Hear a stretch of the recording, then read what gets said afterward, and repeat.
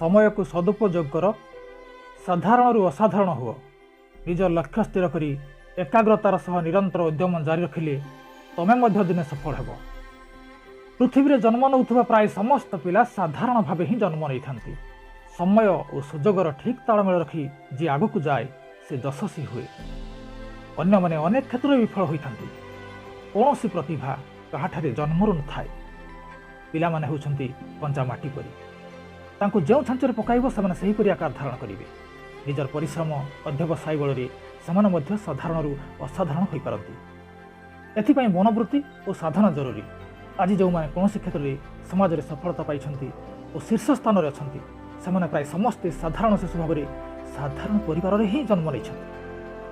ଏମିତି ଅଳ୍ପ କିଛି ମାତ୍ର ଧନିକ ବା ସମ୍ଭ୍ରାନ୍ତ ପରିବାରରୁ ଆସି ନାମ କମାଇଥାନ୍ତି। ଅନ୍ୟଥା ପ୍ରାୟ ସର୍ବାଧିକ କୌଣସି କ୍ଷେତ୍ରରେ ନାମ କରା ବ୍ୟକ୍ତି ସାଧାରଣ ପରିବାରରୁ ହିଁ ଆସିଥାନ୍ତି। ଶିଶୁ ଅବସ୍ଥାରେ ତାଙ୍କଠାରେ କିଛି ବିଶେଷ ଗୁଣ ଦୃଷ୍ଟିଗୋଚର ହୋଇନଥାଏ।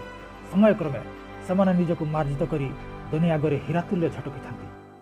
ଆଜି ଏହି କ୍ରମରେ ଆମ ଇଣ୍ଡିଆନ୍ କ୍ରିକେଟ ଟିମ୍ର କେତେଜଣ ସୁନାମ ଧନ୍ୟ ଖେଳାଳିଙ୍କର ପିଲାଦିନର କୌତୁକିଆ ଫଟୋ ଆଉ ତାଙ୍କର ପିଲାଳିଆମୀ ହରକତ ଏ ସମ୍ବନ୍ଧରେ ଆସନ୍ତୁ ଦେଖିବା ଏହି ଛୋଟ ଭିଡ଼ିଓ।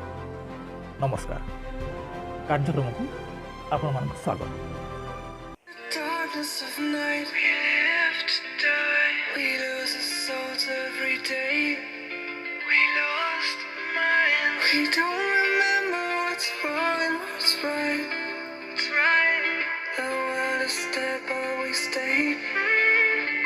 Cause we